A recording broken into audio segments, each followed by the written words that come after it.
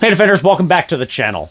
Let's take a look at the Rhode Island shooting event, the active shooter scenario that just happened in Pawtucket. And I always like to take a few extra days before I give my opinions and my thoughts on this or really cover these things. For one, to not get caught up in the emotion and conjecture and the things that comes out. And I always like to take a step back and look at it forensically. And, the best we can based on limited video footage and me being, thousands of miles away from the actual incident itself. And so it's important to remove our emotions from those situations because in and of the moment, these situations get politicized heavily and immediately, with gun control across the country being a big push by certain parties in the country. And I don't want to look at it from that. We need to look at it from the angle of the individual because that's always the first and foremost place to actually start. A lot of things are always a symptom of something else, and that's what I like to try to dig into. But before we get into that, don't forget to like and subscribe and get into that comment section, join into the discussions, and be one of the defenders in this community. And we have exciting stuff that's definitely on its way. And if you didn't watch our Sunday Gun Day from yesterday, February 19th, get back into our video library and take a look at that video. That's going to be the coverage on the MP5K, that 900 round per minute full auto submachine gun. It was super, super fun to shoot that video. And hey, that's all for you guys. So take a look at that and tell us what you thought on that. Leave a comment on that video too.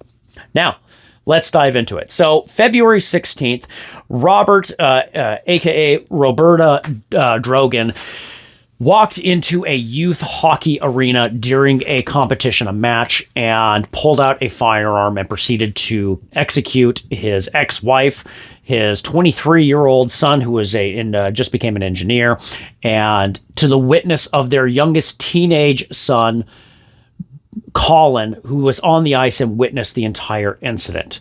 So, according to documents obtained by our affiliate WPRI, Dorgan had a history of family disputes. So let's get into them. Some involving conflict over his gender identity because he had gender reassignment surgery back in 2020.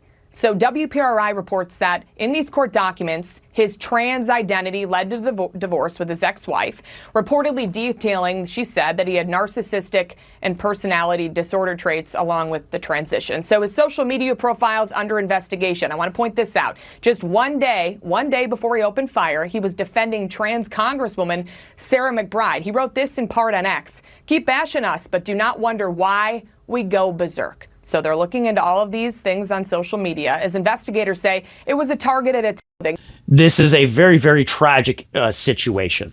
But this was not a just freak accident that suddenly occurred and then somebody just flew off the handle. They're certainly flying off the handle, absolutely.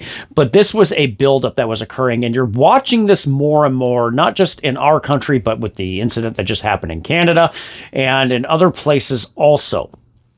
Mental illness is continuing to be something that's a huge problem in the country, be it from issues that are diagnosed and then never dealt with properly, to the overprescription of SSRIs, which have huge impact on neurology and behavior and the human endocrine system as well, and hormone regulation. And the psychology, the psychiatry industry absolutely pushes these drugs heavily. And then you throw on top of that issues, and we'll dive into the trans community also, where then the use of unregulated hormones are then causing more issues neurologically as well. You can't think for a second that hormones, which are normal part of human development, you go through puberty, hormones dump through your body, and you go through the changes that you go through. They develop your brain further. They develop the rest of your body further. And then to replace one or stop one hormone for then the complete replacement into another one in the attempt to change one's sex creates a horrible situation neurologically and not just physiologically. And this incident, I believe, and this is my own opinion on it, ties into this directly into this shooting. Why? Well, Robert Drogan, the husband of Rhonda, who back in 2020 decided to transition and to become a woman. And it sounds like from the information that's coming up from his background is that he was a narcissistic individual. And what I mean by narcissistic, it does sound like as a diagnosis by a psychologist, that having narcissistic disorder and then untreated personality disorders too, possibly gender dysphoria, which is typically a big one, possibly autogynephilia, which is a whole other issue as well. He went through that transition phase, including augmentation on his chest area, and I don't know about anything else, but did go through replacement therapy as well, hormone replacement therapy. And there's lots of videos and pictures of him, of this that's happened over the years, and pictures with him and his family, and it estranged and broke up the family apart. And so Robert and Rhonda divorced, obviously, from the situation, and it further estranged the family. And there was a continued history of family disputes to the point where police were called in multiple times on Robert to have him removed from the home, to have him taken out, to have him separated from the family because of the conflict he was causing. So lo and behold, we arrive into February 16th, 2026, and Robert then pulls out a gun dressed as a woman inside this arena and proceeds to execute his own son and his ex-wife. Also injures his ex-wife's parents and another bystander as well, his son Colin, on the ice rink watching the entire ordeal. Now, fortunately, he was stopped further before he killed himself and took his own life by a brave individual, Michael Black, who was there at the arena. And hero, great guy, stepping in there. Didn't have a firearm on himself. Doesn't mean, if you don't have a firearm, doesn't mean you can't be a hero, certainly, but it's definitely a dangerous situation then he drove into unarmed. So props to him. That is a stand-up fella, absolutely. If you know him, buy that guy a beer, certainly. Now, we actually have video footage of the shooting itself, and it's actually an angle that doesn't show anything horrific, but it does show the attack, and it shows Robert Drogan standing up and proceeding with the attack, and then Michael Black tackling him down. So let's actually take a look at that right now.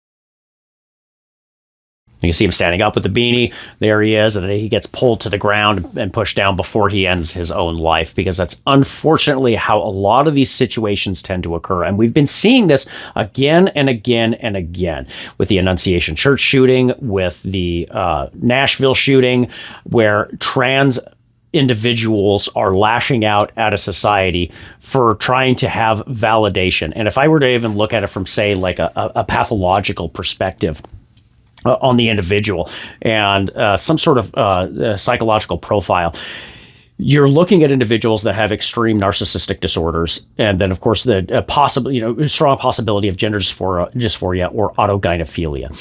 And the autogynephilia section of this, which is a further jump into, we're seeing across the board individuals that get groomed into this through PORN addictions, use of SSRIs, the hormone replacements further drive this in, and that's just on the gender dysphoria side. And as it bleeds into autogynephilia, it becomes a fetish. It becomes a love of wanting to, and what I mean by love, there is an arousal for that individual to then want to be the opposite gender, the opposite sex. So it's really weird to talk about that. And you throw on top of all of this that you have this desistance rates, first off, in the trans community, where something like 90% of individuals, particularly when they're in their teenage years, the desistance rates are high, something like 90-95%, where then if left alone, turns out they're not transgender, they're just going through puberty, and they revert back to their normal behavior. But when then it's encouraged by a society and by the medical industry, by psychologists and psychiatrists, and pushed down that path, all of that validation and narcissism starts to definitely bubble up to the top, where it becomes a huge part of their personality. Unfortunately, when these individuals then go through these transitions, they tend to, and there's a high percentage chance, and this is definitely an argument from the left side when they say that, well, if we don't give these individuals the care they need, they become suicidal. And we don't want that. I don't want anybody, no matter what side of the fence they're on, and if they're struggling with mental health, I don't want them to take that path. It's an awful choice, and it hurts more than just themselves. But with these individuals, what's ending up occurring is that perhaps they have those ideations already with them, and that they're concerned about self-harm. And they feel that with the pushing of that society, of the medical industry, psychiatry, like, hey, let's affirm what you're doing and go down that path, and you should transition to this, that the ideation of those thoughts, something around 40 to 42%, it doesn't go away. In fact, it stays afterwards. There's usually a honeymoon phase, but then that percentage of them wanting to do harm to themselves doesn't disappear. And with the further alienation, what ends up occurring is that then lash out, and you have individuals that I think it's definitely a possibility to explore, again, having worked with law enforcement for a long time, that you have individuals that will seek to harm themselves, and the terminology that they would use that in the past would be a suicide by cop. Or that they would take their own life. And this is what we're seeing in the process of, is that Robert Drogan taking the lives of other on the path to ultimately taking his own life too, which was more than likely the ultimate goal on this. So anyways, it's really hard to talk about this stuff, and I just wanted to point into this. Why? Because how does this tie in? You had a safe area, Pawtucket, Rhode Island, where do things happen often there? Probably not as far as criminal activity or shootings and the such. And lo and behold, at a youth hockey event, a mentally ill individual causes massive harm and death. And that's the big thing. And that's why I call you guys in this community to defenders. And this is where you need to take a moment for the seriousness when it comes to things like concealed carry, when it comes to home defense, when it comes to protection of you and your community. Now, this is not a call to action of like, arm yourselves up. Like, no, that is not what this is. Don't mistake that. But this is a call to be a prepared individual, to go take your concealed carry courses, go take a formal firearms training course, because it's more than just buying a handgun and bullets, putting on the table and say, look at me, I'm protected. You have to take this training seriously. And it also goes past just even a firearm too, to be a prepared individual. Also means to pay attention to your surrounding environment, to make yourself and carry yourself as you navigate the world, to be an individual that is less likely to be a victim of criminal activity, to make yourself unattractive as far as crime is concerned, and to conduct your behavior as one with a command presence, that like, hey, these things aren't going to happen to me. I'm not going to let it happen to my community and family either. And I am that person, an individual ready to step up and to take action when necessary, when I am called on. And that's what I really want you guys to take seriously when it comes to these kinds of situations, when it comes to your own communities, homes, and your states also. And it's one of the reasons why absolutely I'm against gun control in any way, shape, or form. And you've heard me definitely say this on the channel before, because we've seen these active shooter scenarios go off and off and off. And one of the things that majority of the time that stops these shootings is somebody else with a gun. And everybody probably remembers Elijah Dickens from the Indiana Mall. Great shooter. What did he have? 10 shots in 15 seconds at 40 yards. 8 rounds hit target, no innocent bystanders hurt, and he stops a gunman coming out of the bathroom with an AK. And, the whole joke with the Dickens drill came out of that, and the guy is certainly a hero. And you have these instances where Michael Black, he stood up in this situation in Rhode Island, and he said, I will be that person. I will lay my life on the wire for the people next to me to save the others around me. Because Robert could have easily come around with that gun and just offed him while he was holding him against his body, trying to prevent him from shooting. And instead, Robert unfortunately took his own life. And I say unfortunately because, well, I'm glad the shooting stopped. Absolutely. It is tragic that this is the way the entire situation went down. So what am I really getting at in the end? Just be prepared, not scared. Of course, that's the kind of the motto for you. What I have for you guys, my defenders, and what we have for our company, Aegis Defense Solutions, and just to take that a little bit seriously and take care of yourselves, take care of your families, and take care of your communities. Be that protector. Be that person that's ready to stand up when necessary, when called to lie on the line. So So check it out. We are going to have more classes coming out soon right here in New Prague, Minnesota. So don't forget to sign up for those. We have more concealed carry classes coming out, handgun operations courses, and I believe we have a red dot lab at the end of April that's going to be hitting too. That's going to be a fantastic class if you're making the transition from iron sights on a handgun to red dot. And we will have our flat range classes being posted here soon. We're working out the final details on what months and weekends that we're going to be hosting them on. Sound like we're going to try to host them in pairs where we have a rifle 1-2 and a handgun 1-2 all at once. And those will be on Fridays and Saturdays. And you'll be getting soon the sneak peek of our coming class that is done. It's finished.